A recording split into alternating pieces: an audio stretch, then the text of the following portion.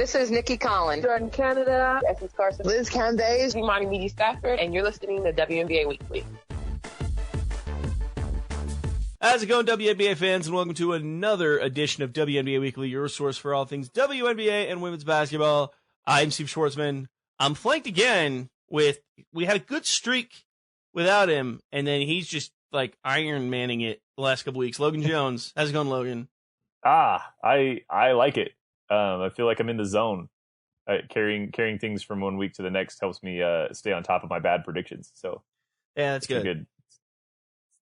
It helps me stay accountable, and that's important to me. It's the common phrase: if it's not good, at least it's well documented. So right. You gotta live. You gotta live with that where you can. Fantastic. Of course, we have a lot to jump into. We are steadily working our way into the half point of the season and All-Star Weekend and all the cool stuff that July is going to hit us. But we're still in the middle of June, so all of it is just kind of like, will they, won't they? But we got a lot of stuff's already unpacked. Before we do that, let's go ahead and hit our first segment of every episode during the season that we call the Triple W. 1, 2, 3.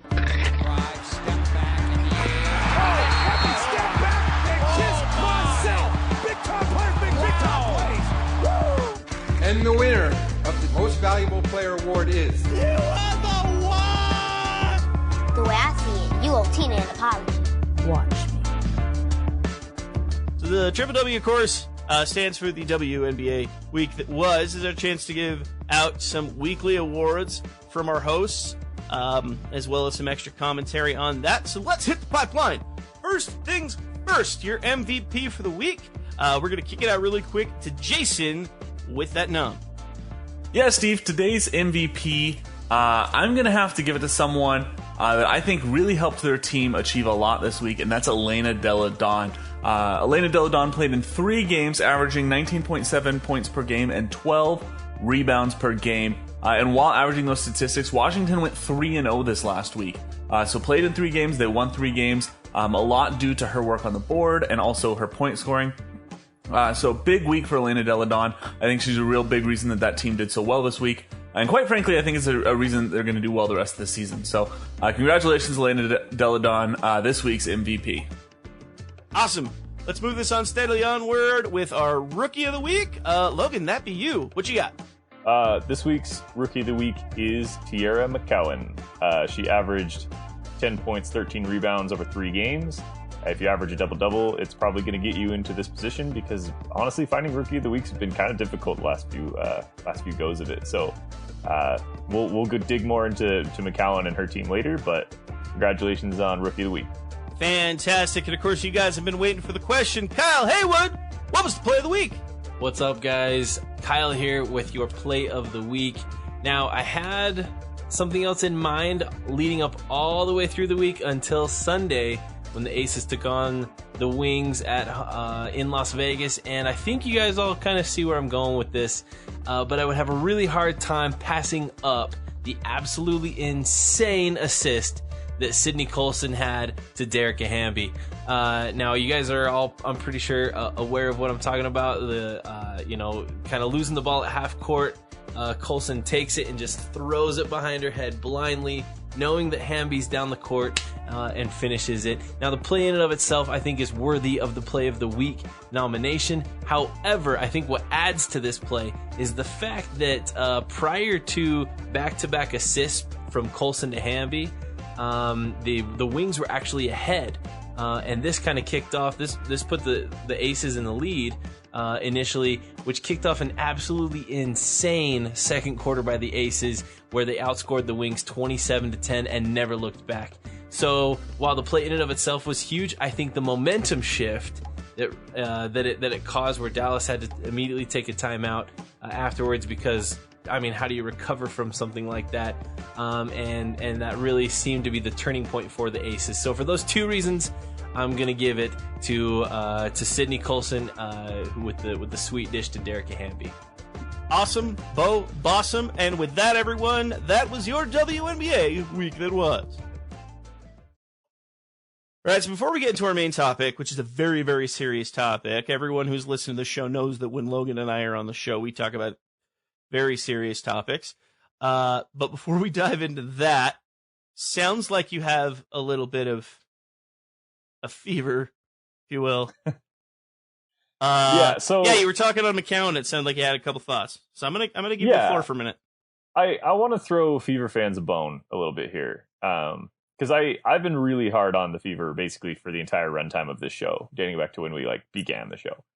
And I really, at this point, I'm willing to shift the blame from the players to things that are beyond their control. They really desperately need a new coach, and they need a new kind of structure in their organization, either front office or management or whoever is really in a position of power to make these changes to keep this team from from just struggling with even being relevant. Because the talent on the team is probably there.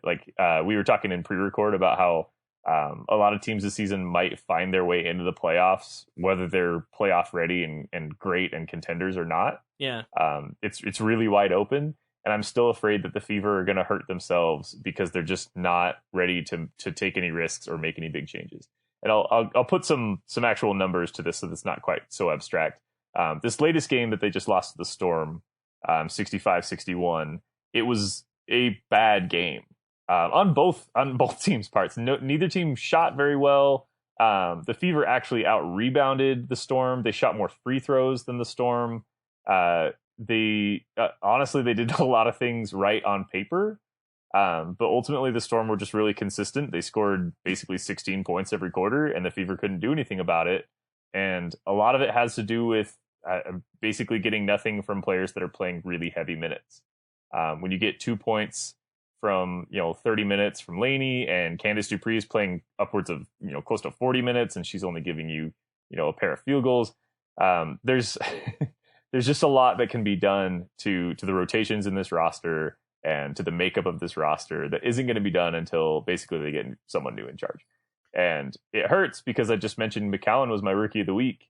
And it seems so obvious that giving her more playing time has really pumped this team up. Losing to the Storm kind of thrashes my argument here, but she was averaging around 15 minutes a game through the first 8 games of the season, and then they ramped her up to 29 minutes against Chicago. And Chicago's a really good team, and we'll get to them later too. And Indiana beat them, and it feels like averaging a double-double against a good team like Chicago earned her more playing time against the Storm. And unfortunately, 6 points and 13 rebounds, the decent stat line, but just couldn't get anything going offensively. So I know it's not the instant silver bullet that they need, but more playing time from McCowan seems like an obvious direction to move this team into. And honestly, I hate to say it, but they need to get more from Candace Dupree, or it's time to start shopping around. That's my Fever rant. I didn't want it to be just the Fever suck and they need to change everything, but I really want to see this team try to look like they're improving. Yeah. And it seems like they're standing pat and they feel comfortable just rolling out with what they have and just punting another year away until they can make changes in the offseason. Yeah, just to add some color to what you were saying. So really quick in the Candace Dupree front, leading the team in minutes by a considerable margin, only dropping in 12 points a game, 2.5 assists per game, 7 rebounds a game. There's just a lot of room to make up for that time. And I personally don't understand how a player like Candace Dupree, the thing with Indiana right now, you kind of hit on it, they've been very competitive against big opponents. That's fantastic. But they haven't been able to really close out any games against marquee opponents. Their wins have really come against teams that are either unproven or generally bottom feeders, and they've played really well against good teams, and they can't seem to get the win. Candace Dupree is the person you should be bringing in to seal the deal, and it hasn't really been happening, and I haven't seen that level of confidence, so I see what you're saying there. Tara McCowan's averaging under 18 minutes a game. That doesn't make any sense to me, and like you said, you make that claim, but at the same time, when she was playing a lot, she lost her team. That's fine and all. I think the situation with Tara McCowan is she's being given enough heat to burn herself. And what I mean by that is they drop her heavy minutes every now and again, and they use the lack of winning as justification, like, see, she's not proven. No, if you consistently give her that load, you're giving her time to know how to respond to it and turn it into success. Because right now, she's just trying to get value out of those minutes. instead of trying to get her team to win. She doesn't have the reins to do that, and she absolutely should. Right. And the reason that I really put this even beyond the players and more into their offensive philosophy and what they're doing is against the Storm in particular, which is what I'm getting a lot of these numbers off of, 19 turnovers to just 8 assists as a team. Mm-hmm. So that tells me something about their ball movement and about just their ability to break down a defense. Yeah. And they're doing something that's philosophically wrong. Like their foundation of what they're trying to do as a unit is wrong. And while they have talented players on the team, like that's not something I see changing until they take some other approach that is not, we're going to play Dupree almost every minute of every game. And some nights, she'll save us, and other nights, we'll rely on Erica Wheeler taking a lot of bad shots, and hopefully a lot of them will go in. Yeah, and people who listen to the show know how I feel about Erica Wheeler and her shot selection. But it's interesting because I made the point before we hit record about, I just feel like if you lined out 10 coaches and said, go save the Fever, 9 of them are doing the same thing, because there's a lot of things that are kind of obvious. And one of them is, I feel like if you watch Asia Wilson last year in Vegas, how are you not just using that exact same pipeline with Tiara right now? And if there are people listening to this thinking, wait a minute, are you comparing Asia Wilson to Tiara McCowan? Yes, I very much am. I think that's her ceiling.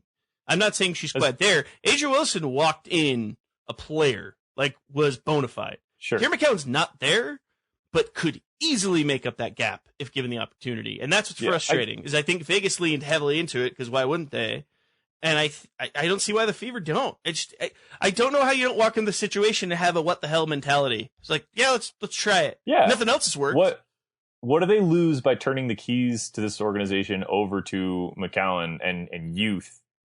They're sitting at 5-6 right now, which, like, the standings are still in that phase where they don't really mean a whole lot, but this can be a playoff team. They can get playoff experience this year, which would be a big deal for a team that honestly is in year one of, we don't know how many of a rebuild. Because I don't think anybody really considers them a contender. Yeah. And I apologize for having to say that, but that's, maybe they'll prove me wrong. But 5-6 is not the worst record in the league by a long shot, but it still feels like if they don't do something drastic, they will fade down to that, that bottom 4 by year's end.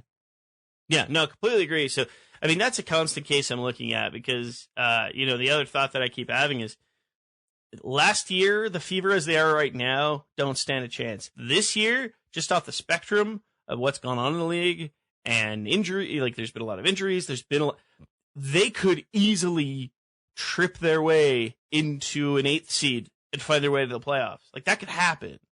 But they're doing just enough to keep themselves out of it. Like, they're tripping on their own feet. And if they stayed consistent and they found things to get some level of fluidity here or there, they could find themselves in a really cool situation. So trending up, like, I've had very positive things to say about the Fever. It's frustrating that they can't seem to tie it together against one opponent. And until they do, I just have a hard time being like, okay, they're finally at a new level. And I think what people don't hear when Logan and I have these talks is that we want that. I want that. I really want Indiana to be good. There's a lot of reasons I want Indiana to be good. When they beat Chicago, I thought to myself, like, boy, am I going to have to eat crow on this show? And they went and lost to a Storm. And I'm a believer that the Storm is actually a pretty solid team, and I'm sure we'll get to them later. But, like, they lost to an ailing Storm team on a night where the Storm did not have it. They did not look great. And just not having that consistency, I mean, I don't know. They're a team that could get those wins that at least they should get and finish at 500 by the end of the year. Yeah, totally agree. Well, I'm glad I knew you had to get that off your chest, and apparently I did too. So I'm glad we had a chance to do that. Let's dive into our much more serious topic, Logan. So this is our main discussion of the week. Anyone who follows the WNBA account on Twitter or follows any of our hosts knows that this took a lot of our time and a lot of our stress, because when we see a topic that matters, it's important to us to take it seriously. As bringers of this information and these key pieces of media for you, as, let's say ambassadors of the league, trying to help be, just information resources for you. It's important for us to hit the topics that matter, which is why we're going to talk about what, Logan? We're going to talk about what WNBA team belongs to or is related to their spiritual fast food equivalent. Exactly. Like I said, the nitty and the gritty, that's what matters to us here at WW. The credit for this discussion, before I say anything, because I threw up a tweet that took off, the absolute credit for this goes to Jason Snow, our producer and co-host, because he dropped it in the middle of the night, talking to one of the Sky fan accounts and turned this into something, and he's the first person that jumped out with the list. Very good list, very good reasoning. For some reason, it was early in the morning, and I hadn't eaten a banana yet, and I was like, I have so many takes. And so I brain dumped a bunch of thoughts.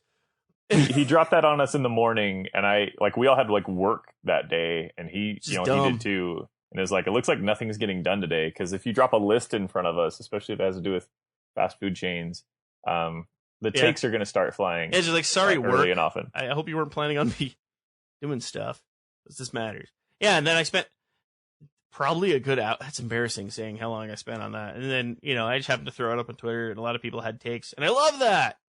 I love that we can have these fun discussions. That said, Logan, I don't know if you've had a chance to configure. I know you've looked at both what Jason and I put out and have had your own personal thoughts. Here's what we're going to do. We're just going to alphabetical order.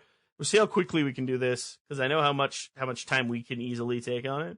We're going to go alphabetical through each team. I'll go ahead and give my thoughts. I'll call out what Jason has. He has notes on a handful of teams, a few that he doesn't.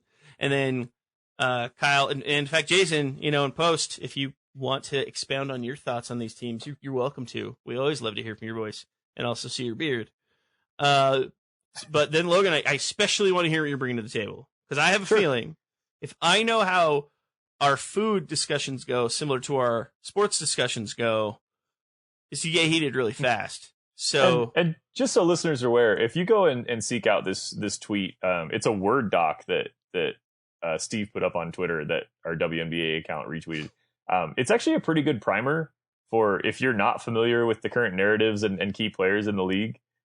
It's kind of funny because it relates everything to fast food, but more people probably know how they feel about fast food chains than their local WNBA team. So if you have friends that are struggling to get into the league, first of all, share them this podcast, because we want new listeners. But also, this is a good kind of thing to introduce them to, because the more I read it, the more I thought, if I knew nothing about the league, I'd feel like by the end of this document, I'd at least know who I liked and who I didn't like. Yeah. That's the take I was going to make when it comes to fast food. When it comes to restaurants, everyone's been in this situation. Hey, what do we do for lunch? What do we do for dinner? No one can pick a place. I will say, while we can never figure out where we want to go, we all know where we don't want to go. That's always clear in our minds. When it's with sports, especially when you're trying out a new league, it's kind of the same idea. Unless you have a lifelong dyed-in-the-wool connection to an organization, often it's there's a lot to be into. But you very quickly learn who you're not into. That manifests itself pretty easily. And that's tough, because not every league has a James Harden, but they find a way to make themselves manifest. So it gets there. It's the last NBA reference I'll make on the episode. I know people don't enjoy that, and I get it. But so let's go ahead and dive into this. We're going to, like I said, teams alphabetical. I'll drop my take. I'll throw in some notes that Jason left in our chat. And then, Logan, I want to hear what you got. So let's talk WNBA food. I should have really thought about a catchy name for this segment, but I didn't. So if you think of one, Logan, just drop in with it, and we'll take it. So let's go ahead and start in Atlanta. It's the Atlanta Dream. One thing you're going to notice about me is I didn't do a lot of this player's like this food. I didn't try to do this weird hard-on comparison or tried to make it Atlanta based. I legitimately based it off of how do people feel about this restaurant? And is it pretty equal to how people feel about this team? And I feel like Atlanta is kind of where it got my mojo going. So Atlanta is Arbys. And to me, this is why. Arbys, I feel like whenever you are talking about where to eat, when you have the what do we do for dinner discussion, Arbys is never on the first list. It's never on the first roundabout. Here's where we're going to go. If anything, Arbys is the place you end up going to when you're we're going to drive around town, or we're going to go to the first place that sounds good. And then you just forgot Arbys was a thing. And you go in and you probably get a Market Fresh sandwich, because those are dope. And you're oh yeah, right, Arbys can be good. And I feel like that was the 2018 dream. is you walked into the season, not a lot of people had them on their radar, and they were just like, hey, roast beef. And it was awesome, and it was fun. You just think about Arbys. We've all also had, like, one of our 5 worst meal experiences was probably at an Arbys. Like, we've all had the soggy, over-cheesed, over-sauced. We've all had the 45-minute wait for my food. We've all had a bad Arbys experience. It feels like one that everyone caters it. But we keep coming back because we've had such good experiences. We're like, there's a shot. And so that's kind of how I feel right now about the Dream. It's like, we're kind of in that lull. We're having a rough meal.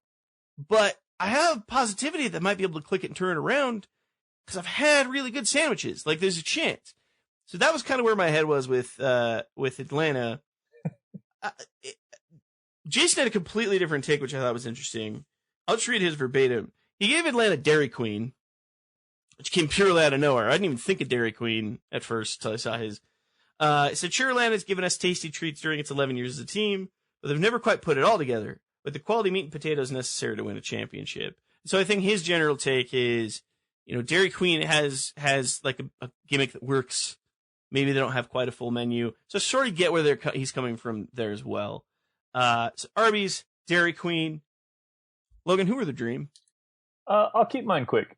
I think the Dream are Steak and Shake.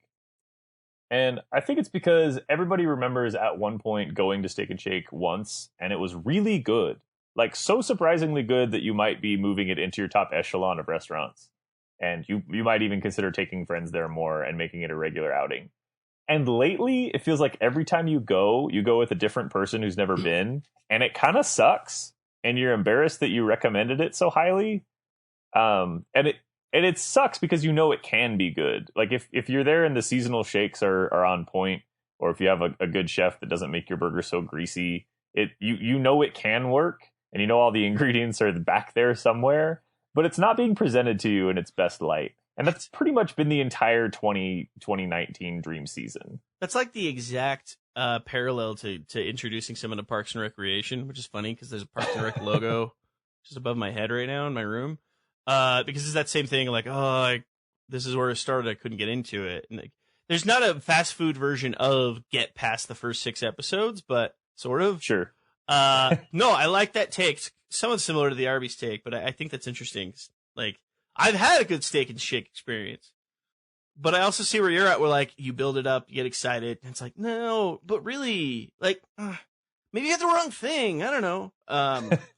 Which exactly. I've told you for years, that's my least favorite food take ever. If this place is good, I should have always gotten the right thing. Sorry. Unless it's like lobster at a diner, but whatever.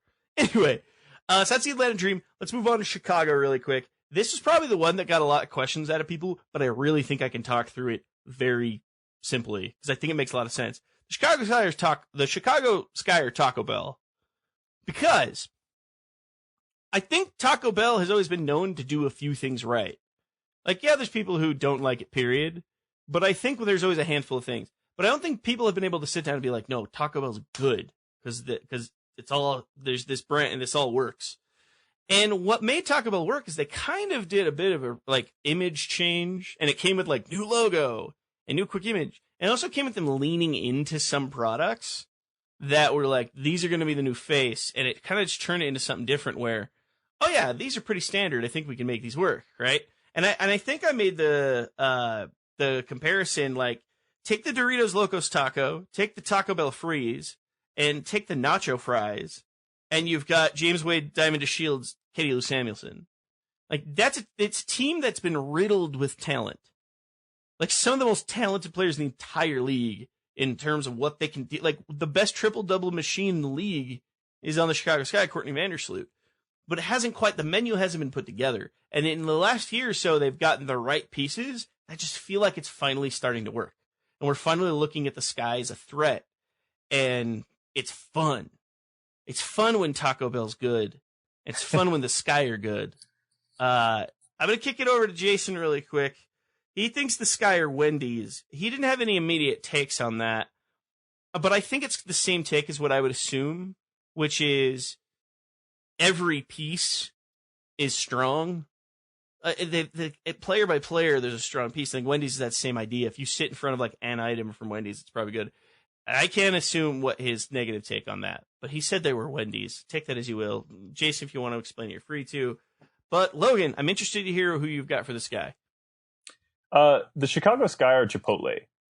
And the reason why is because when you're taking them in, it is such a joy, honestly, to like while you're enjoying like the moment, like in the middle of it, you're like, this is so good. But you kind of have this lingering fear that it's going to hurt you later. And to me, that the Sky season is like, man, this is really fun. They're in third place. They're winning games. They're beating teams we didn't think they would. They're really talented. What can't they do? And I think come playoff time, they're going to come back to bite us. And I think getting our hopes up for an overall enjoyable experience from start to finish is going to end up burning us a little bit. Interesting. That's an interesting take. I like that we both went Mexican food with that randomly. Moving over to Connecticut, we'll try to breeze through this where we can. This is where I called Wendys. I think the Connecticut Sun are Wendys, and I think it makes perfect sense, right? The Wendys has one of the strongest, most well-balanced menus in all of fast food because they've got a good of everything, like something works. First of all, how in the world is a fast food restaurant making chili work? Have you had Wendy's chili? I have. It's delightful. It is. I don't understand it. Like, I almost never get it because I'm confused. It's chili. You shouldn't be doing this well. But they make it happen. They have a very well balanced everything across the board. The Sun are almost the exact same. I mean, like, we talk so much about like 9 players are averaging 12 to 15 points a game. It's this level of consistency, and it's what makes them as dangerous they are. Where they're similar to Wendy's is I've never felt like Wendy's has been strong in like their brand ability. People like Wendy's, but I don't know that you can be like, oh, they're out there and they have this name to them. I think I brought it up in my take that like their biggest marketing ploy ever was old women talking about beef.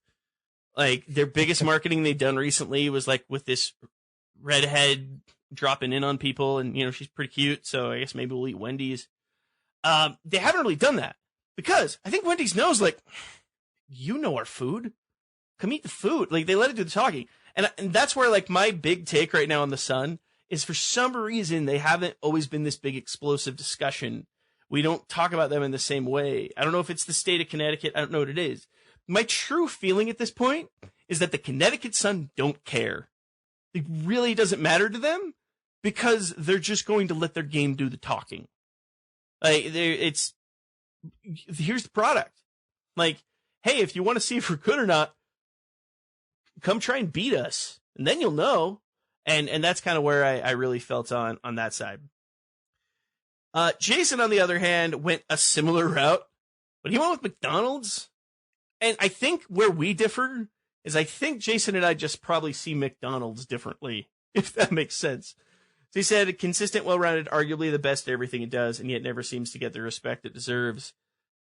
I think we just see McDonald's differently, but we both understand like Connecticut Sun's brand pretty similarly. That makes sense.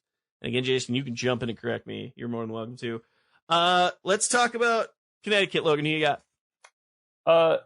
For me, the Sun are also McDonald's, but for a slightly different reason. This has to do with kind of what you mentioned at the beginning of this, where people's attitudes about the restaurant kind of defines this for me. For the past 3 years, the Sun have been that team that you drive by on Main Street and you think, oh, of course the Sun are, of course they're here. Of course they're at the top of the standing. We can go there anytime. We know what we're going to get. We know it's going to be very good. But you don't really think about it anymore on like a deeper level than that. But when you actually start assigning like, well, the double-double is a really good deal, and the fries are really good, and the nuggets are really good. Is McDonald's really good? And I think people are finally having that realization this year about the Connecticut Sun. Like, oh, they've been this good all along. They're a giant. They are towering above the rest of the league right now. And you're right, they don't care. They don't particularly care that they don't have the strongest like individual storyline or the not necessarily like the flashiest individual player, because as a team they're now making headlines as billions and billions served. Like everybody going up against them is coming home going, man, we shouldn't have gone toe to toe with McDonald's. Yeah. I'm only making this correction because I know it's important to you. You meant McDouble, not double-double. Oh, you're right. I was thinking about the 4 for $4 when you were talking about Wendys. I know that matters. I know that matters to to you. Is the only reason I even bring it up. It does. No, I like that take, and I think that makes a lot of sense too. Like, I'm not against the idea of McDonald's. I just thought, like, I think this actually comes down to like me and Jason seeing fast food differently, which is really funny to say out loud. Because I think we see the team the same way. It's what makes this discussion fun. Let's move over to Dallas, because I think this is really interesting. To me, Dallas is Subway, because people don't want to admit this. There's a time we were all into Subway. We were cool with Subway. We went there a lot. We ate there a ton. I feel like recently, you can't find a person who like frequents Subway. And it hit me one day like a ton of bricks. We didn't like Subway. We liked the $5 footlong. Like, that's what got us in the door. Who spent more than $5 on a sandwich at Subway? That's ridiculous. Sure, it's like Little Caesars. Who's spending more than $5 on a pizza? Subway's the same thing. Like, that's what brought you in the door. And in my opinion, Liz Cambage was the $5 footlong. When people thought about it, and that's in respect to Skylar Diven-Smith, who's one of my favorite players in the league, and a rookie like Enrique Gumbawala. Like, there's a lot, and Meg Gustafson, who we've talked about. There's a lot of great players there. But at the end of the day, when you thought about the Dallas Wings, you thought about Liz Cambage. And suddenly it's kind of hard to invest in it. And that happens when teams lose big players. It's not a negative. I think there's a lot to build off of. Now, Subway zigged a certain way that as a restaurant I'm not as confident about. There's a chance for Dallas to zag and become a different restaurant, and there's potential there. But until then, I just get the Subway feel from the Dallas Wings. Just seeing really quick who Jason has for Dallas. He's got Burger King, and he doesn't list why. But if you've been to Burger King recently, I think you know why he thinks Dallas is Burger King. At most, Burger King has won a game this year as well, I think is kind of the idea. I don't think we need to discuss that further. Logan, who you got for Dallas? Honestly, I think you guys both knocked this out of the park. I think Subway is probably your best take of the document you released. This is my favorite one, because without the $5 footlong, the Dallas Wings are nothing. And that's become apparent this year. You could even make the argument that like Burger King without the Whopper is completely irrelevant. And that's essentially what Liz Cambage was to last year's Wings squad. So maybe we'll loop back around next year and do this again, and Dallas will be something else. But for now, they're basically any restaurant without their key dish. It's really funny that you bring up the Whopper, because the one reason I'll ever even find myself at a Burger King, I'm really into frozen drinks. And so, like Slurpees, things like that. And the best of that is the Baja Blast Freeze at Taco Bell. And from 2 to 5, it's $1. So if I happen to be wanting a drink and it's after 5, I'll go spend $1 on like a frozen Coke at Burger King instead. But I can't remember the last time I've eaten a burger there. Anyway, this is a very long discussion I could fall into, and I won't do that to you guys. Let's talk about Indiana. I'm so interested in where we all land on this. To me, the Indiana Fever is Sonic, because Sonic originally was a restaurant. Like, it was come get burgers and fries, and it wasn't good. Like, it wasn't popular. It didn't quite work. The gimmick is really what made it work. Like, it used to be like old dinery, and we're on skates, and we're going to feed you your food, and it didn't quite work. Then, one year, and it was like 12 or 13 years ago, they just decided to be like, what if we just became all about drinks? And all of a sudden, that's when their menu was like 70% of the menu was, here's all the add-ons you can add to your drinks, and here's all the fun stuff you can do with soda, and here's all our shakes. And they leaned a completely different way, and it started to work. The thing is, Sonic is still not a place we go. It's still not like a mainstay. It's on your like regular list of where you're going to be going all the time. But you got something to look forward to. Like if you're into a good flavored soda, Sonic's going to be on your list. And I kind of feel that way right now about the Fever, in that we're seeing and feeling them trend up. And we already talked a ton about the Fever, so I'll hit this quickly. But like when they're like, hey, let's get a drink menu, that's, hey, let's go get Kelsey Mitchell, and then let's go get Tierra McCowan. And let's try and rehash this and see if we can get something to work. And so it's starting to get a few people into the door because they've got a new direction, and hopefully it'll do well. So that's where I went with the Fever. Jason, on the other hand, was Taco Bell for the Fever. I really like this take in his head is, you're a fan deep in your heart. you're rooting for the Fever, but if they keep putting cheese dust on things, they'll never quite get it right. That's, again, we see Taco Bell in different places, but that was, yeah, I was a big fan of that. We've already hit the Fever a lot, but I'm intrigued to hear what you got selected here. Yeah, off the top of my head, I think the Fever might be Panda Express. Because, one trip in every 10, which is the Chicago Sky game, basically, the orange chicken and rice actually hits the spot. And you're like, yes, this is what I wanted. And the 9 other times, you just end up leaving saying, that shouldn't be that hard to get right. And instead, it just sucks.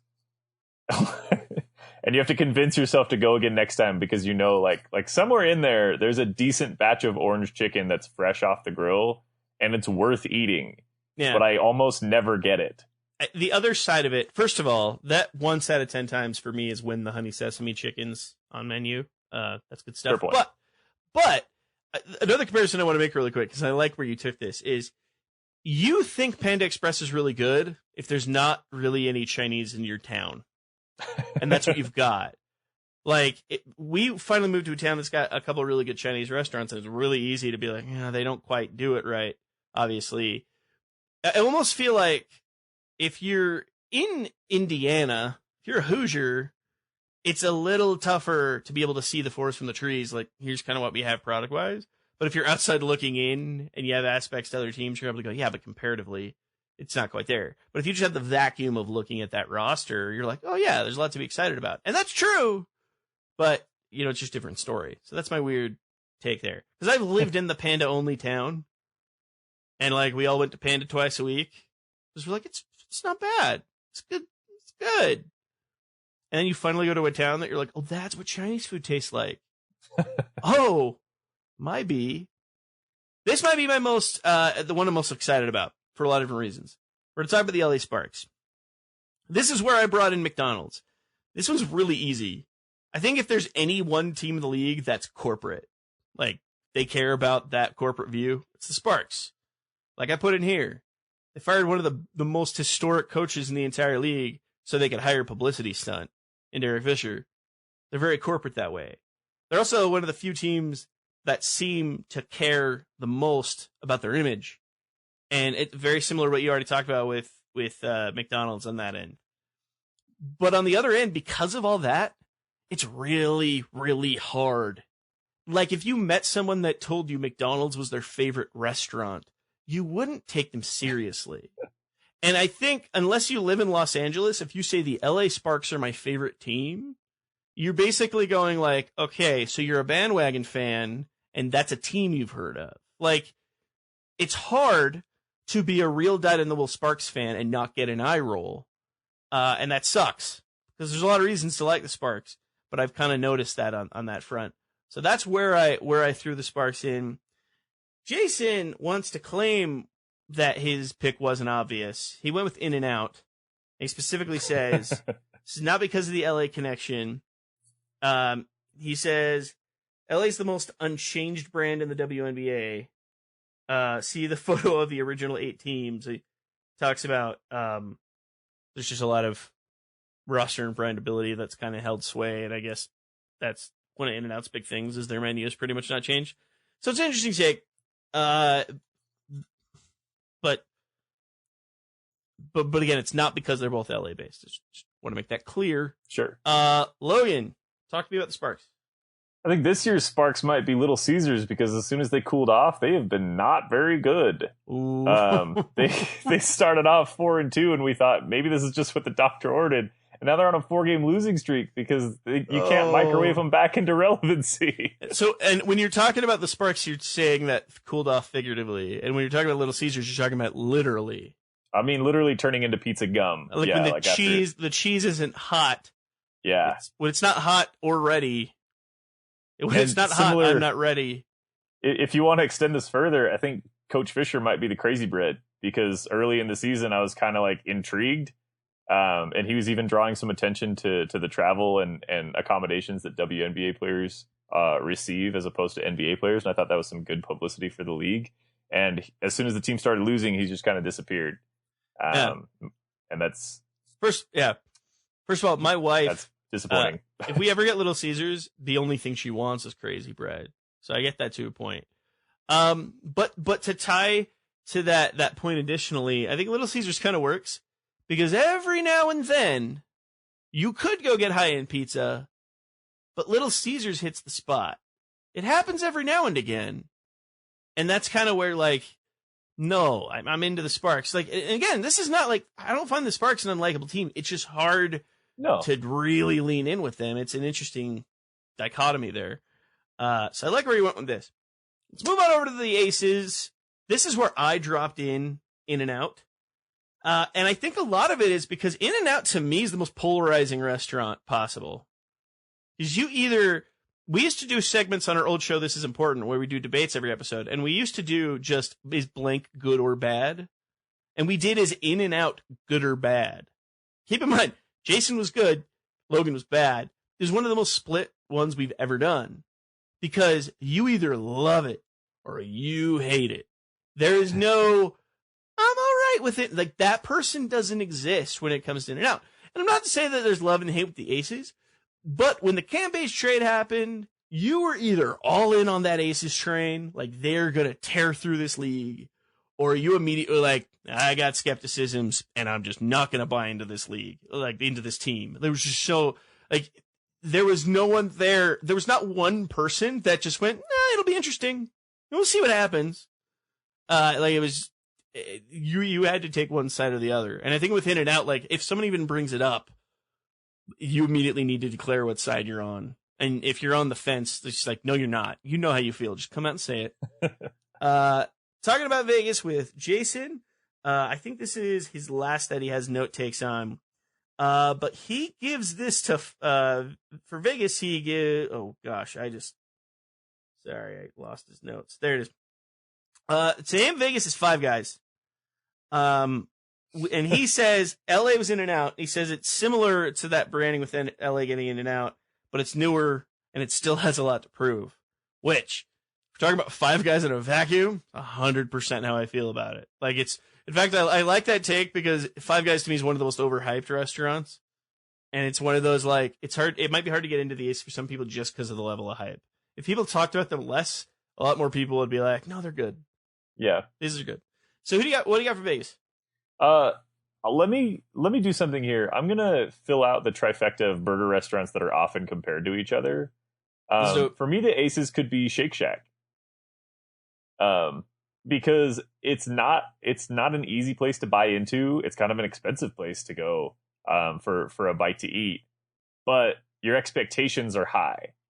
And I think we're basically saying the same things where you went with In-N-Out, but our reasoning is very similar. Where if I'm going to buy in this much, if I'm going to go out of my way to treat myself to something of this caliber, it better deliver. Because otherwise I could have gone somewhere, you could go with the Sun, something that's much more manageable and easier to talk yourself into being a contender. But the Aces have all the pieces to be the best there is. And I think on a good night, Shake Shack can be that restaurant. Yeah. Now we just need Kyle to drop in and say that they're Whataburger. And we pretty much have it all figured out there. Whataburger gets to it. Listen, I lived in Texas for a while. They always want to find their way into that argument. Like, excuse me? Anyway, let's head out to New York City. We're going to talk about the Liberty. The Liberty to me are Carl's Jr. Because, gosh dang it, we all want to like Carl's Jr. so much. We all want it to be like our favorite burger place.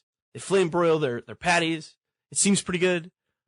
Their commercials that aren't like completely misogynist, scantily clad women feature food that looks really good.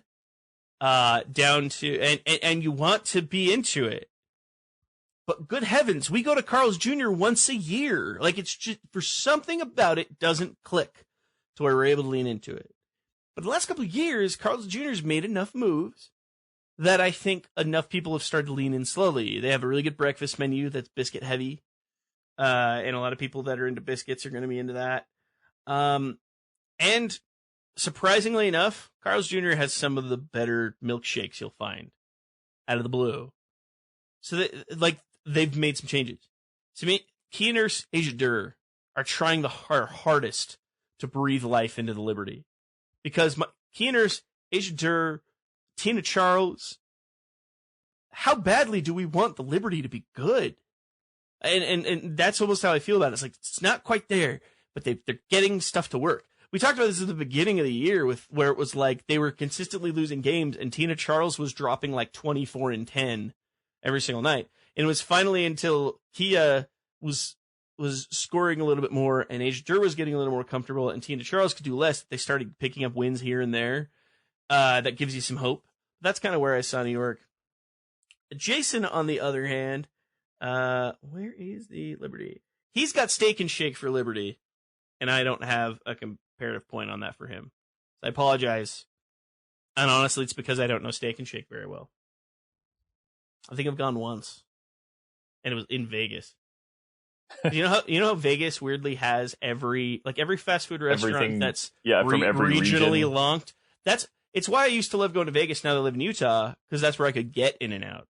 And now that I can get in and out in Utah, it's almost not as enjoyable. I have a tradition that I will uphold next month when we go to the All-Star game, where I will go to the Shake Shack and spend $20 on a black and white shake and a burger, just because I like that area of town on the Strip. So it's also where I would get a Nathan's hot dog. Mm. Like, it's one of those things that you're just like, what's a place that I'll probably never get to try? Because it's like I'm never gonna be in Tacoma, or I don't know. That's where I'll never be in Cincinnati, so I'm never gonna try this place. But it's randomly in Vegas, so let's try it. Awesome. So let's kick it out to you for. I almost skipped you over because you had good Shake Shack take, but New York Liberty, what do you got? Well, this one's super quick for me because I didn't really know where to go with this one. So I think Dairy Queen is kind of a lightweight now amongst kind of the bigger chain franchises, but they still got the Blizzard, and Tina Charles is that Blizzard. Tina Charles, when she's on, it's really unstoppable. It's really that everything around her really needs to click and step their game up in order for me to buy in. Got it. That actually makes a ton of sense. That's a solid way to loop in Dairy Queen. I'm very proud of you. Let's talk about the Lynx. This one gets really interesting to me for a lot of different ways. To me, Minnesota's Chipotle. I see them as almost slowly becoming the McDonald's of Mexican food. Like, they have that same image. In fact, I want to say they're a subsidiary of McDonald's, and I don't know if I'm wrong when I say that. But they definitely are starting to build that level of branding. And they build it off of ingredients and different tactics that work. And that's why the Lynx are still good, given the like the stuff that's happened in the off season, because they can lean on those tactics. They've got phenomenal coaching that pulls them together in a lot of different ways. And they find ways to keep their lineups fresh and build structure there. And there's almost no one better that knows load management than Cheryl Reeve. Like, they know how to make those pieces work. When I wrote my little write-up, I didn't have an E. coli joke ready, and I felt bad about it. Maya Moore being out this year is the E. coli of this Chipotle, because no matter how good the Lynx are, every single time we stop and go, yeah, but where's Maya? They'd really put it together if Maya was here. Mm.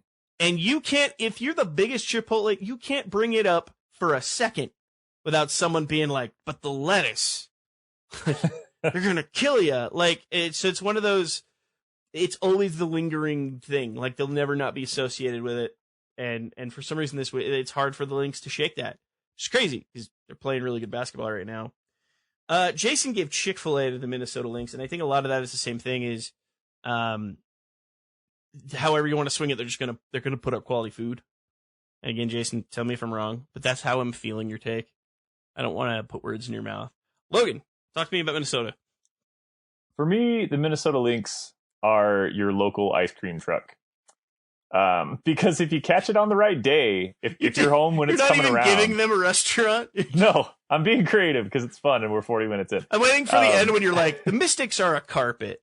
Like, no, I mean, they've been hot and cold this season, and it really just depends on. I mean, they've been in so many competitive games, and it's literally, it feels like you're chasing it out the door to see if you can catch it or not. Yeah. And that's to me. I mean, they've lost games by 7, by 4, by 2. They've won games by 3 by 2. But I mean, everything they've been a part of this season's been just like brutally. I mean, they've been in every game. They could be 10-0. They could be 0-10. It's just a matter on whether you wake up in time. It just feels like lightning has to strike. The universe has to favor you that day. But if you can get there and you can enjoy whatever I don't know what your ice cream of choice at an ice cream truck would be. But I don't know, creamsicle. Are you a creamsicle guy? This is off topic. I can't believe I don't know this about you. I'm anyway. not ice cream. I'll let you finish your take. Minnesota comes and goes, and if you miss it by a little bit, you feel bad for yourself, but you feel bad for them because they're right on the precipice.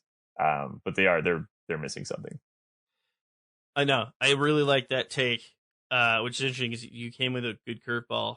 Let's talk trucks for a minute because I like like fudge bars, and I like creamsicles, and I like rocket bars, the red, white, and blue. Don't get them. You can get them at the store for $1 a box, right? So I was very character based. One of my favorites was the Sonic the Hedgehog.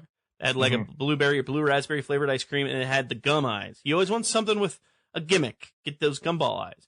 Or when it did exist, the WWF ice cream bars that had the cookie covering and the ice cream in the middle, and like the Ultimate Warrior, whoever was on the I don't know anything. Jesse the Body Ventura, like it had the character on there and like the weird printing, and you're like, how's that possible? I hope that doesn't get me sick. But it's because I remember them being delicious, even though I was like 4. So what do I know? This is a great weird segue. I need to hear what was your hot route at the ice cream truck? So here's the thing. Really quick, Jason, while we're talking about this, Jason, make sure that you throw in the ice cream music jingle ran as well. Here's in the background. So my local Dairy Queen was actually a really awesome Dairy Queen franchise. I think most locations of Dairy Queen are kind of bad, but I lived 4 blocks away from one. It was the closest thing to my house growing up. And if I couldn't get there to get a dilly bar, I would just order anything at the ice cream truck that was coming around my neighborhood that looked like a dilly bar. So it literally just had to be round and on a stick. And it could be berry flavored. It could be covered in chocolate. It didn't matter. I just wanted it to look similar to the dilly bar. So you would look at something that sounded good and you were just like, not dilly enough. Like that. Yeah, literally. I was like, I want a dilly bar, but I'll take that. You could write a memoir about your life solely surrounded on that. I think there's so much to dig into there. For some reason, this is the most interesting thing I've learned about you. If there's a psychotherapist that's made it 50 minutes into this episode listening to this, I'd love to hear your take on what that says about my psychosis. We have 3 more teams to discuss.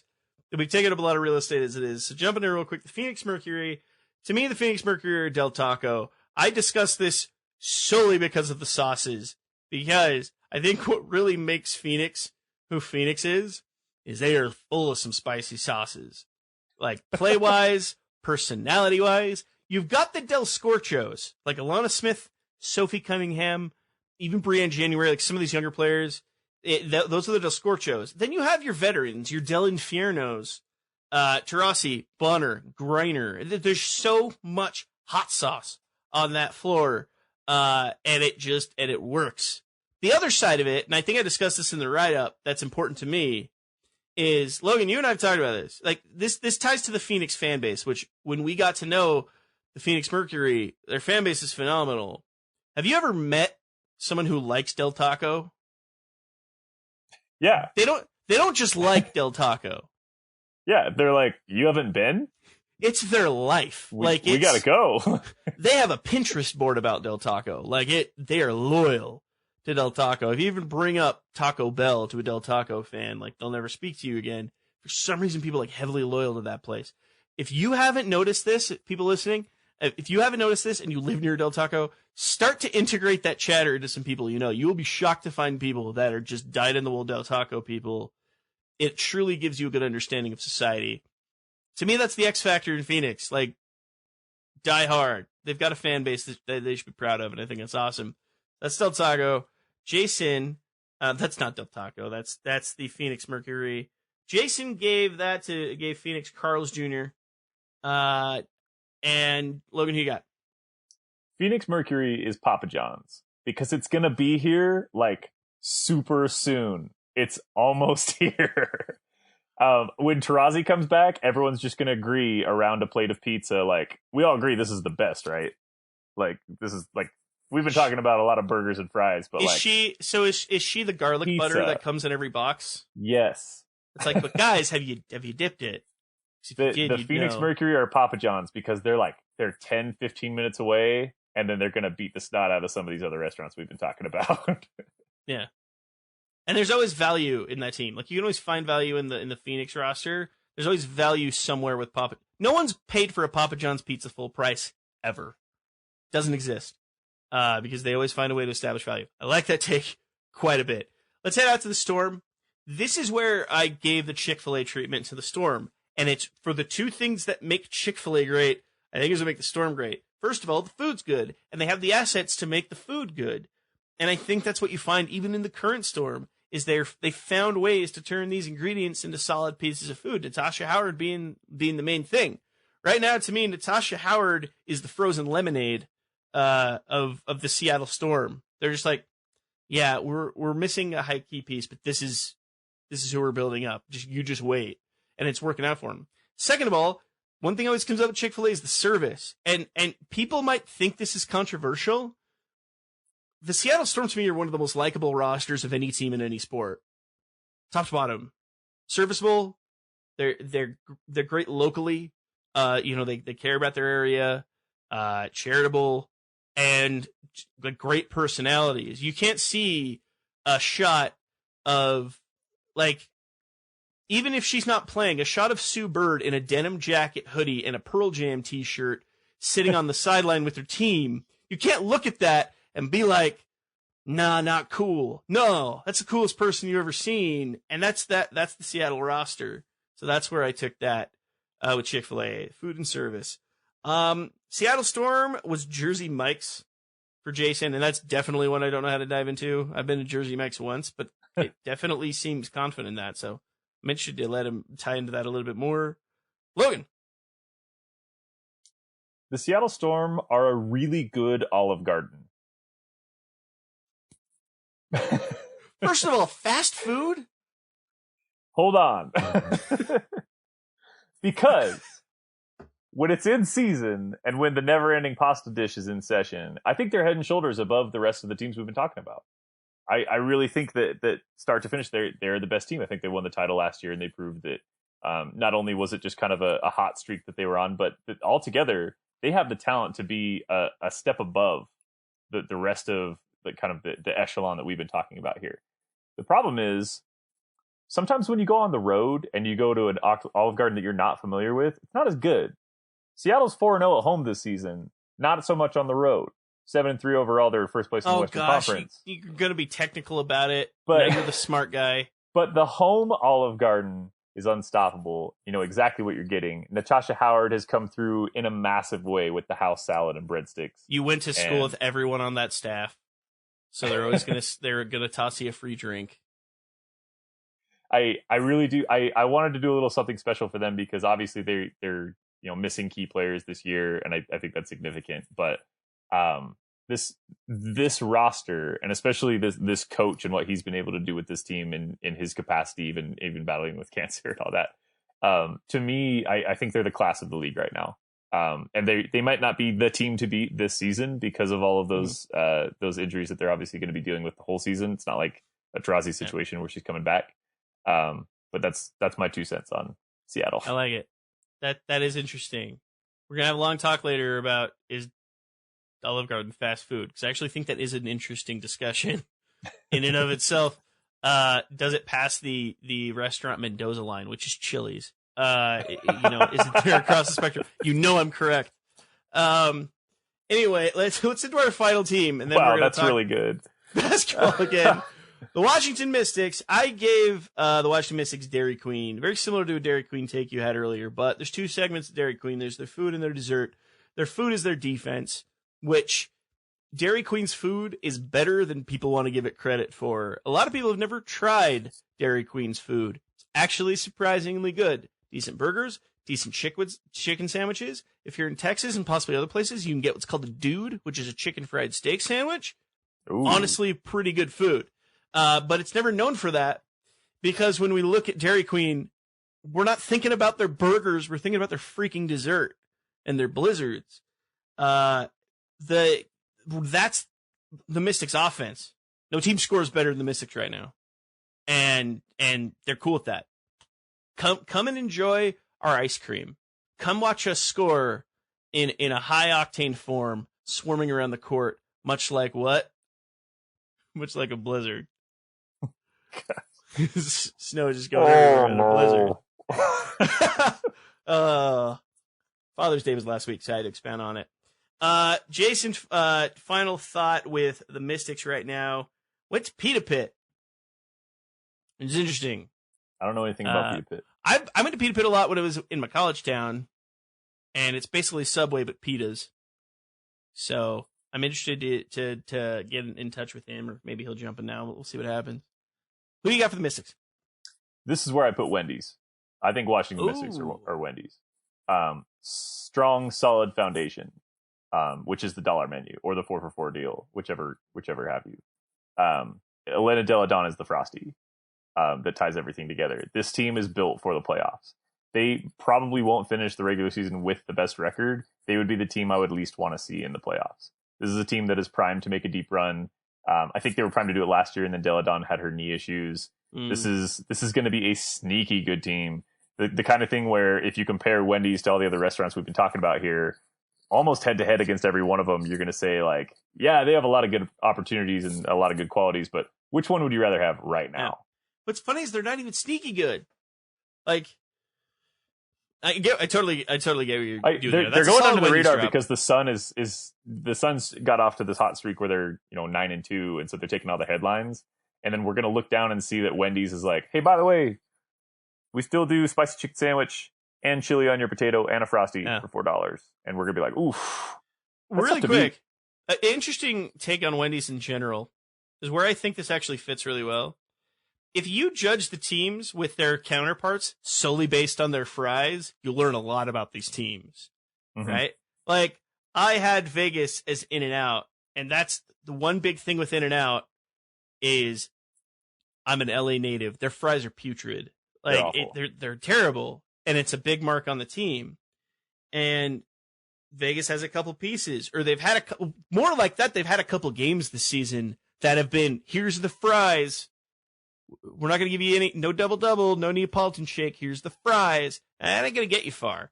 The McDonald's, to me, the Sparks were McDonald's. And I think it's because a lot of people want to say, I'm going to get really intense here. A lot of people want to say that McDonald's is the best fry. That's a lie. Wendy's is the best fry. And people just don't seem to want to do it. And I think the way I bring it up like this is because no one seems to quite want to just say, yeah, the Mystics are the front runner to take it. But you could. But people aren't. Yeah, everybody wants to argue. Everyone wants to argue, Burger King, McDonald's for burger supremacy, and Chick-fil-A and Wendy's typically sit back and go, "You peasants!" Like Seattle and Washington are both just like, "We're gonna be there at the end." Like, At the end of the day, at that street corner that's in every town where somehow everything you just mentioned is right there, where are you going to go? Yeah. Those are the restaurants that are like, if we get past this place, like we drive up to this point and we haven't found a place yet, that's where we're going. I actually call it the Chili's principle. My wife and I have this discussion. We drive all the way down a long road to the end of it's Chili's. And if we get to Chili's, we're going to Chili's. And if anywhere before then that's what we do. But if we get there, there may be really good restaurants past Chili's that we'll never try for that reason. But rules are rules. So good fun discussion. Of course, you can find the discussion and other things such like it over on Twitter, where a lot of our chatter happens. So we're at WNBA Weekly on Twitter, also on Facebook, pretty well likewise. And a couple of really other quick plugs. If you haven't a chance to check out our Patreon page and you want to give a little bit extra to the show, any of those proceeds are going to go directly over to efforts we're doing to make the show better and add some additional content. Some other additional pieces, check out our Store Envy page. We've got some really good shirts and other merchandise on the flow. The proceeds for the Store Envy page, all of the money we make for that goes directly toward efforts to get new fans to WNBA games. So whether that's, 2-for-1 ticket sales for people to bring friends, anything like that. We're starting to build up a good budget there. So during the year, you're going to hear some cool announcements. We're going to be able to do some giveaways there. So we hope you enjoy that. Also, shirts are really dope. So you should want them. They're really cool. So check us out of there. Additionally, if you want to send us any feedback over email, you can email us at WNBAweekly@gmail.com. If you have any comments, advertising inquiries, if you're looking to advertise for the show, we'd love to hear from you as well. And then, of course, if you listen to us, of course, you're listening to us right now, but you can find us on anywhere podcasts can be found, especially Apple Podcasts or anywhere else that has a rating system. Feel free to give us a 5-star rating. Help us bump our algorithm. We'd love to see any comments or discussion points that you have on those pages. And then, of course, check us out on YouTube if you haven't already. We're having a lot of fun and trying to spring in new content, live streams here and there on the YouTube page. So hit the subscribe button. If you hit the notification bell, your phone will beep you whenever we have something up, so you don't need to be live for it or anything like that. Should be a lot of fun. So that's our quick plugs out of the way. Let's really quick hit some nitty-gritty before we call it a day, because we've already taken a lot of real estate.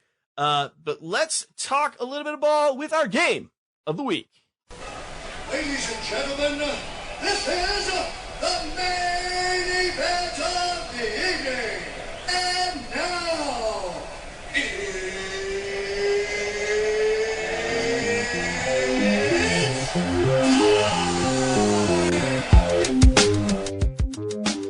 All right, this is interesting. I explained this to Logan when we set up. I went through every team we've discussed so far in Game of the Week, and my goal is to pick a matchup that had two teams we've yet to have a Game of the Week for. So I believe I'm correct when I say this. I'm prepared to get done, and once someone listens to this, they'll tell me I'm wrong. But the one matchup this week that incorporated two teams that aren't on our list is Phoenix and Seattle on Sunday. Yay! And so it's really funny. That might be this show's favorite, all-time favorite matchup. I'm glad people are finally picking up on it. Even when Link Sparks, which was phenomenal and still is in a lot of ways, we were sitting back kind of like, yeah, but Phoenix and Seattle is actually super fun. And you should watch it. But now we're finally getting to that point. If we did talk about this game at the start of the season, when it was the opener, we probably would have made that a Game of the Week. But we're here now. And what makes it fun now, Logan, is really, it's an interesting narrative I don't think we were expecting. What do you, from my perspective, I want to hear what you say and see if yours matches up with me. What do you think really is kind of the main story heading into this matchup? Well, I think the main story is Seattle's had stars step up and be consistent and kind of give this team not necessarily a new look, because I don't think it's going to be permanent, but the 2019 look is Natasha Howard and Jewel Lloyd. And Howard is specifically might be a leading all-star vote getter when all is said and done. Versus the Mercury. The Mercury have struggled to get wins, but have been really competitive, and they have players like Essence Carson, like DeWanna Bonner, and like recently Leilani Mitchell that can step up and score a whole lot of points and keep teams at least within arm's reach. I wanted to give a special shout out to Leilani Mitchell, of course, because she was not on the roster for a second this year. She was a little bit of a cap casualty, and then they found a way to get her back. She just went for 22, 7, and 6 the other night against the Sparks in an 82-72 win. So I think the Mercury is starting to turn things around. I think the Storm are a little bit inconsistent this season, despite having a lot of wins to their name.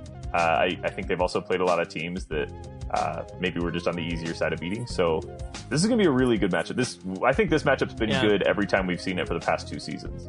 Definitely. I would say, as I look at it, especially post-injury announcements, Bree, DT, and the like, Super players like that going out, I feel like so far we can comfortably say that Seattle's possibly overachieved, because it's very possible they could have just laid down for the rest of the year. Our stars are gone. Phoenix, you almost feel like, given their context, they might have still underachieved. Because, yeah, Diana Taurasi's Diana Taurasi, but you still have a very strong roster of formidable stars, and you're going to get DT back by playoff time. I still think that team can put it together, and I think there's been a lot of underachieving. So they match up at a really interesting point that I think makes a lot of fun. Obviously, these are two teams that bring out the best in each other, so the matchup's always going to be incredibly interesting. If you're looking at Phoenix and Seattle, what are your keys to victory? I need Phoenix to come in as the aggressor on the road in Seattle. And that means getting after. They need to win the battle of the boards. They need to force more turnovers. We just saw Seattle force 19 turnovers against Indiana. They're going to be active hands on defense. That needs to be Phoenix. They need to be the more intense team. Because coming up, I think this is the next week and a half is probably the turning point in the Mercury season if they want to turn things around. Not just because they're getting Taurasi back sometime in the near future, but they play some beatable teams in their next 4 games. They play the Fever Friday, they're at Seattle, and then home again for New York and Atlanta. So home games against 3 of the worst teams in the league, and an away game against a Seattle team that is really solid but is beatable, and these teams always go at each other and give each other the best shot. So I think they can go 4-0 over that stretch, and this time next week we could be talking about them being one of the better teams in the league because they're going to be hot at that point, and they should have their star back. I like that. So that's kind of where I tie very similarly with this is I think it comes down to one of the big things for me at Phoenix is if we see minutes out of Diana Taurasi, it's time to kind of cut her loose and then let her, and we see some play out of her. How's that going to affect things? Are we going to see any rust there? How's it going to affect rotations, things like that? What's the load management going to look like? That's going to play a lot of big dividends. And I think when we look at Seattle, a couple things come to mind. I think one of the main keys, you touched on Natasha Howard. I similarly feel that exact same way about Mercedes Russell, because I think she's actually played an extremely key role on the roster. Her stats don't immediately show it. Just under 7 points a game. Not necessarily too aggressive on the boards. But she's played minutes that have kept Seattle consistent when you need to rest your more prominent players, and she's played really well. I'm expecting to see some level of matchup between Mercedes Russell and Brittany Griner.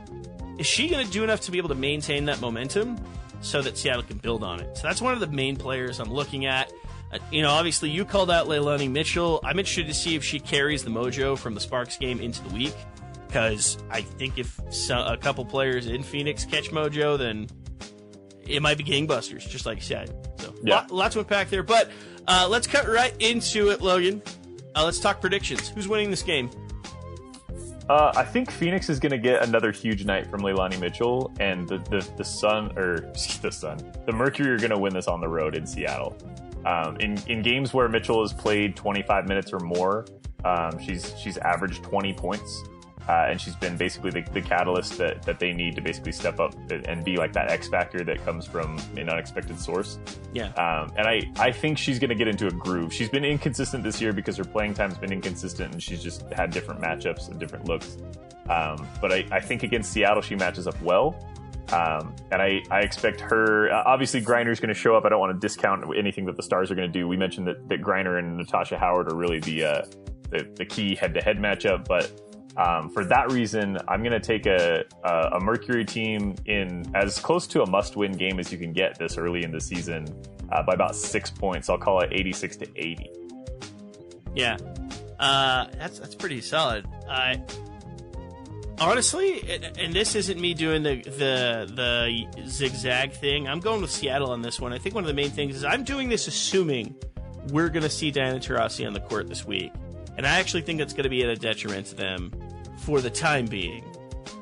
Simply because I'm not sure if they're going to naturally guide into the flow with her back in the lineup quite yet. And obviously, if you're smart about load management, it may not be a big difference. But I still wonder if it's going to. I wonder if she's going to come out too timid, because often players do that post-injury when I think they should come out a bit more aggressive. And I see that being effective. Where that plays into Seattle's hands is if you have a little bit of crack in your guard position, you're opening up Jewel Lloyd to find shots she needs. Key to Jewel Lloyd's game is if she can hit shots early. If she can go 3 for 5 to start a game, you're almost done for. She's one of those players. Which she's been known to do. And she has that potential, and she's done it against Phoenix. It's not to say that she hasn't had that ability. I think this is a case where that plays well into Seattle's hands. But I agree with you. I don't expect this one to be handed heavily either way, and maybe that's just the narrative of these teams. I'm going to make this a 3-point game. I'm going to give this to Seattle 64-61. Now, I'll say this because you mentioned the word timid. I think we both agree on this. Tarazi doesn't really have that word in her vocabulary. Oh, I get it. No. But Totally but right. I see your meaning. If she comes back and she plays, 10 minutes against the Liberty, and she's still timid might not have been the word, but it's that. If she's in a limited capacity, if she's not full go. Yeah, it's that post-injury, let's see if these legs still work type of mentality where people are kind of coming in and testing the waters. And if I'm Tarazi, like I want at least 8 shots in the first quarter. Let's just try to work this thing out and get back in a rhythm. That's just me. Maybe it's why I'm never going to become a professional basketball coach. But that's kind of the difference there. And you know what? I've been so wrong about things like that in the past. It could just be like old friends and it works out. So, but there is your game of the week. Feel free to fire at either myself or Logan if you disagree with anything we have to take, or when somehow both of us are wrong, even though we picked each team. Feel free to jump at us. We love your feedback. We love your takes. So Logan, really quick, if people want to find you, where can they find you? They can find me at LoganTJ on Twitter, as well as just our show handle at WNBA Weekly. Obviously, we'd love to interact with you. We assume that if you've made it this far to the episode, you have probably some fun takes on the fast food front, which is kind of a fun discussion to have. Obviously, there are other things going on by way of headlines and all-star voting coming up. That's going to be an increasingly large point of discussion on this show as we get closer to that deadline. But in the meantime, let us know why Connecticut isn't Wendy's, or why we're down on Subway, or whatever your food take. I really want all your Subway takes, all of them. I don't. I don't need the Subway. You can direct all Subway takes at SE Schwartzman. Thanks, and that is my Twitter handle at SE Schwartzman. If you really want to, if anything, if nothing else, my biopic is adorable because it's me in matching shirt and tie with my son Henry, and that's pretty much what I have going for me right now is my adorable child. So check that out. So that's us online. Logan, anything else you want to shoot out before we call it a day? Oh, I think that's it. This should be a fun week of games. I'm excited to get going. Absolutely, totally agree with you. Another fun week of WNBA in front of us as we work into July and really start getting into the deep swing of the WNBA season. Should be exciting. But until then, thanks so much for listening to us here at WNBA Weekly. I'm Steve Schwartzman. I'm Logan Jones. And we got you next time.